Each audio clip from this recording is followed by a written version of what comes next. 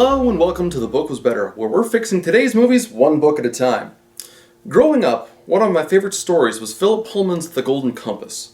If your favorite parts of a book are how imaginative the world is and how lovable the characters are, then this is definitely a good story. I mean it. The characters are fun, the setting is real, and I love the idea of demons, these manifestations of your soul in the form of animal spirits which represent the kind of person you are. That's just awesome! Not to mention the mystical artifacts that the books are named for, like the alethiometer, which can measure truth, or the subtle knife, which can cut through anything, even the fabric of space and time, or the amber spyglass, which can look at dust really close. Yeah, the third book wasn't really my favorite. Oh, but it's still good, trust me. I actually credit the series for inspiring me to become a writer after college.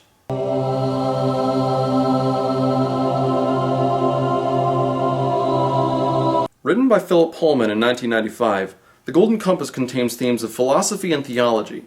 The series, called His Dark Materials, serves as an inversion to John Milton's Paradise Lost, focusing on themes of free will and what it means to be human. Where Milton saw flaws in humanity, Pullman saw potential, commending such ideas as independence and free will. In addition, His Dark Materials has made several comments against religion, and Pullman himself has admitted that his series is about killing God, which is largely where the controversy comes from. Despite the negative attention, or maybe because of it, The Golden Compass rose in popularity until Hollywood got their hands on it. They put a lot of money and a lot of talented actors behind it, eventually earning them $370 million in the box office. Even Philip Pullman approved of the script, so surely the movie captured the spirit of the book and was loved by millions. Right? So we're introduced to Lyra, our heroine. She's played by newcomer Dakota Blue Richards. Now, bringing kids to act in something like this is usually a big risk since kids don't make great actors. But since they spent $180 million making this movie, I'm sure they took great care to... Stop! If you value your lives, come no further. Fuck. So this is the performance we have to sit through today. Because we live it. They got a couple of kids, I'm sure one of them's good. And anyway, my mother's the one who put the curse on this gate in the first place. What, Mother? I heard you was an orphan. And your uncle only left you here because nobody wanted you. Come here and say that. Don't, Billy!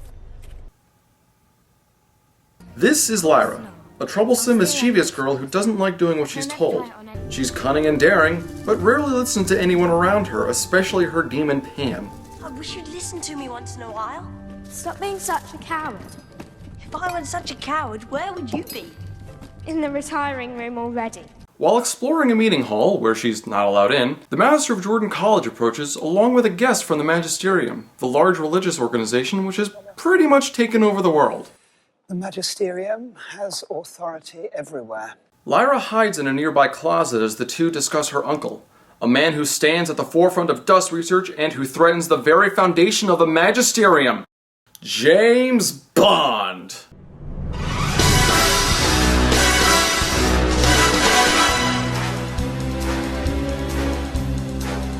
After the meeting, Mr. Bond is granted funds from the college and leaves to explore the North to further research dust, where I'm sure he'll be an integral part of the storyline and...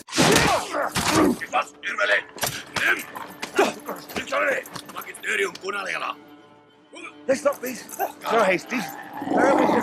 We can work this out like gentlemen. Or he'll be captured and we won't really see him for the rest of the movie.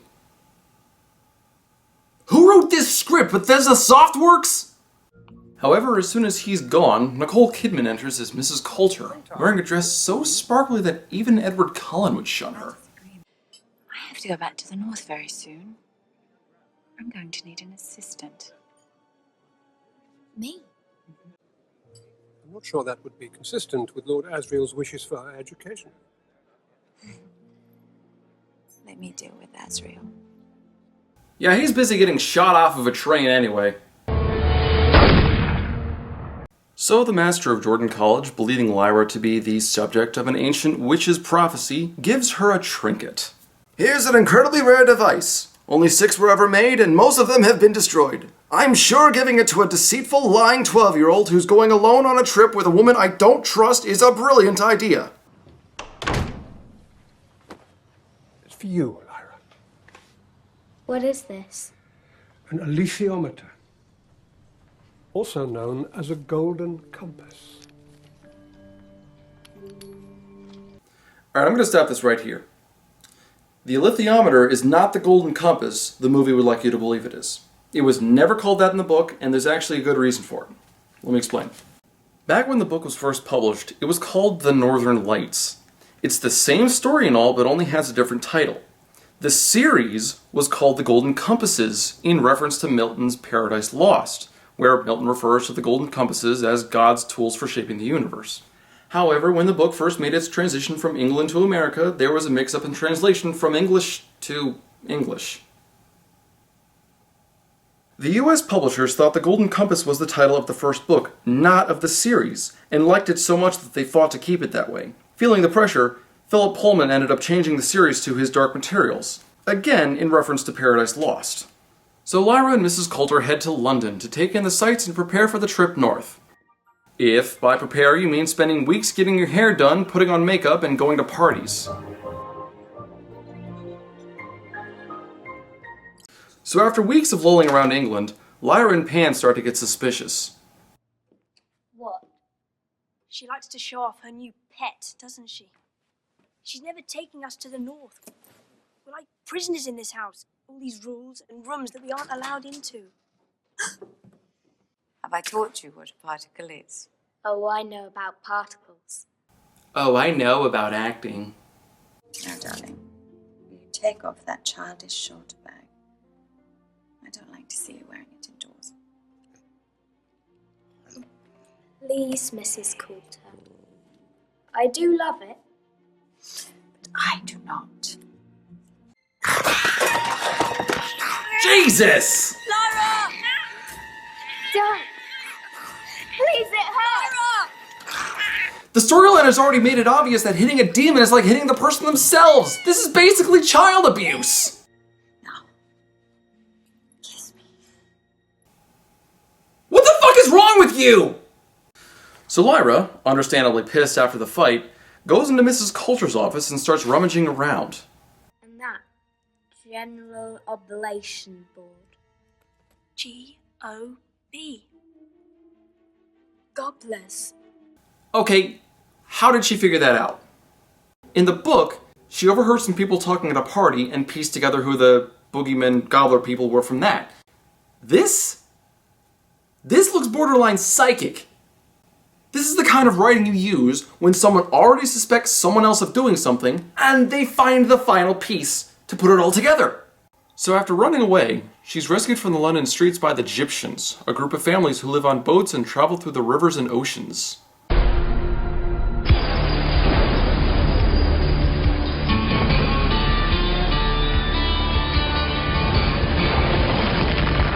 No! Not like that! Among the Gyptians are John Fa, king of the Gyptians, and Farder Coram, his second in command. The Master of Jordan gave me this. I thought they was all taken by the Magisterium. It's an alethiometer. Could it be used to find the missing children? Not by me. The art was jealously guarded. Can I try? All right. Well, the serpent is cunning, like the gobblers, and the pot could mean a recipe or a plan, and the baby, that means kids. Now, what the hell is this?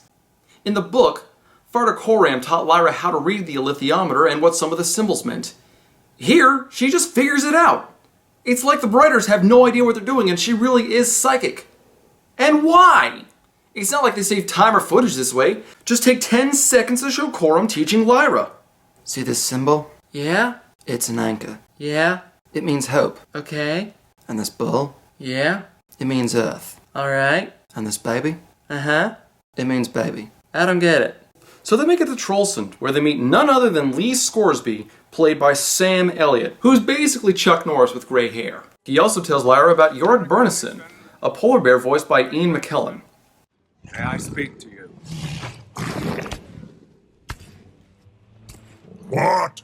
Yorick reveals that he was set to be king of the armored bears, but had been tricked and lost to a challenger, Ragnar, and as such was exiled from his home, and later tricked again and Trollsund into losing his armor. Well, he has a really bad track record, doesn't he? After using the alethiometer, Lyra is able to return the stolen armor to Yorick, who swears a contract to help her save the missing kids. Then, Lyra Balaqua, I owe you a debt. I will serve you in your campaign until I am dead, or you have a victory.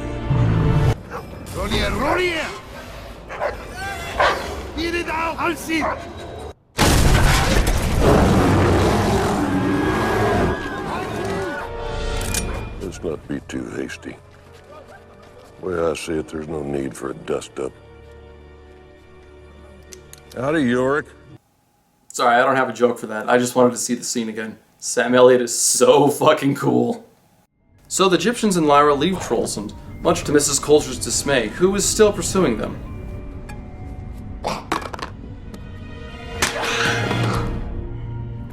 Huh. You think she spanks her monkey often? So the journey north begins, and all is going well. The Gyptians are careful to set up a base camp in the most strategic location, John Fa posts only the most vigilant guards to defend the rescue mission, and Yorick keeps a constant vigil on Lyra.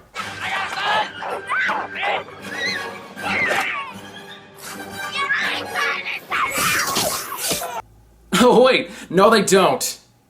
So for some reason, the mercenaries who captured her take Lyra to the armored bears and not to Bolvangar like they did in the book. We haven't seen any interactions between these mercenaries and the bears before. Why not take them to Bolvangar directly? Why would they make a contract at all when the armored bears work as mercenaries as well? Are mercenaries hiring mercenaries? Why take Lyra to the bears at all? Are the bears just paying them to kidnap random girls? Oh god, never mind! This creepy fellow is Ragnar, king of the armored bears. It turns out that Ragnar wants a demon and wants to be more human, even though bears don't have demons. However, because he's a desperate, gullible idiot, Lyra convinces him that she is a demon. Yorick's demon, in fact, which enrages Ragnar. I'm Yorick Berneson's demon. How had the exile, the unworthy Yorick Berneson obtained a demon? Yorick Berneson was the first bear to get a demon, but it should have been you. She convinces him that fighting Yorick and killing him will transfer Lyra over to Ragnar. I guess souls are like trading cards then. So Ragnar is eventually tricked into combat against Yorick. Seriously, this is the guy who tricked the heir to the throne? What does that say about Yorick? So the two bears duke it out and... Is that all? Dude!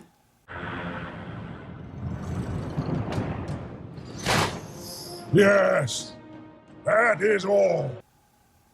Okay, that was pretty badass. So immediately after winning his throne back, Yorick drops his armor for some reason and carries Lyra north, closing in on Bolvangar. However, the two are separated when they reach a chasm and only Lyra makes it across.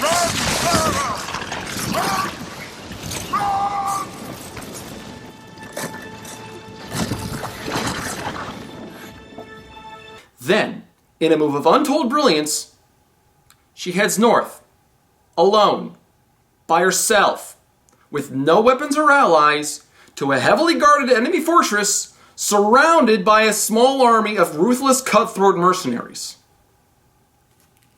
What the hell? In the book, she was captured and brought to Bolvangar. This is remarkably poor planning.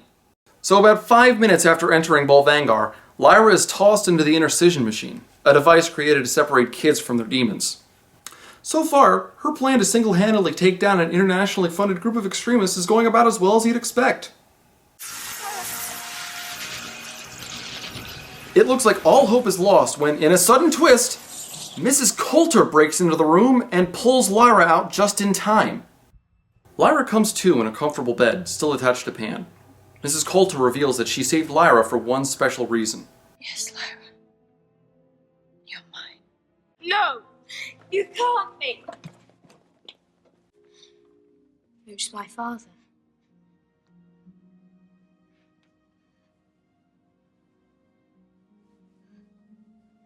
Lord Asriel. He's my father, isn't he? Wait a second, how did she figure that out? God damn it, her psychic powers are back! In the book, Ma Costa revealed who Lyra's father was halfway through. Here, it's this quick, trite, emotionless scene that doesn't have nearly the impact that it should. I can't believe that Philip Pullman signed off on this! So Lyra makes her escape, blowing up the intercision machine which sets Bolvangar on fire. All the kids trapped in Bolvangar rush outside but are met by a line of Tartar mercenaries. And this leads us to what is easily the coolest scene in the movie.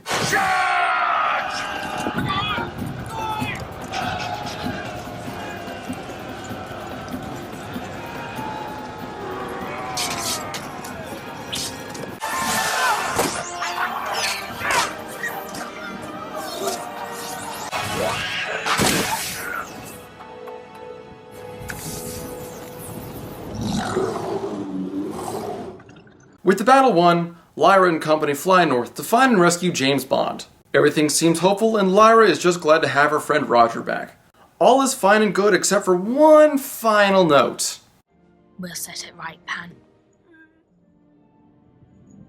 Just let them try to stop us. They did. There's no sequel. True, it's not as bad as it could have been, but it's not nearly as good as it could have been, and that's what annoys me so much. The costumes and set pieces look authentic and the music is nice, but the demons are clearly fake, the dialogue is loopy, several of the changes from the book are unnecessary or worse, create plot holes, not all the actors seem to see this as more than a paycheck, and even Lyra, the main fucking character, can't act worth a damn through the whole thing. As a movie, completely ignoring the books, it's okay, but there are so many plot holes you get lost in the thick of it. I'll grant, changing the end fight from the Armored Bear battle to the Battle of Bolvangar makes for a better climax, but it's overshadowed by several bad ideas and plot holes. One of which being, if Yorick's the new king of the Armored Bears, why doesn't he bring a whole army of them to rescue the kids? I mean, true, the final fight would be all of 10 seconds and it would be like watching a lawnmower fight grass, but it'd still be kinda cool. I wanted to love this movie. I really did. And that's not even the worst part. The book goes on for another 3 chapters. And if you've read the book, you know what I'm talking about, and you know this story was denied a very good cliffhanger. I'm not going to spoil it just because I want more people to read the book, but trust me, it's a good one. If you want a wonderful experience, seriously, pick up the books. I still love them and can vouch for how immersive and amazing they are. They do so much to bring you in and make you wonder, what would your own demon be like? Mine would be a wolf. Maybe a timber wolf. Made of fire. Yes, that would be awesome. Anyway, my name is Crimson Rogue, and I just found a new word that rhymes with orange.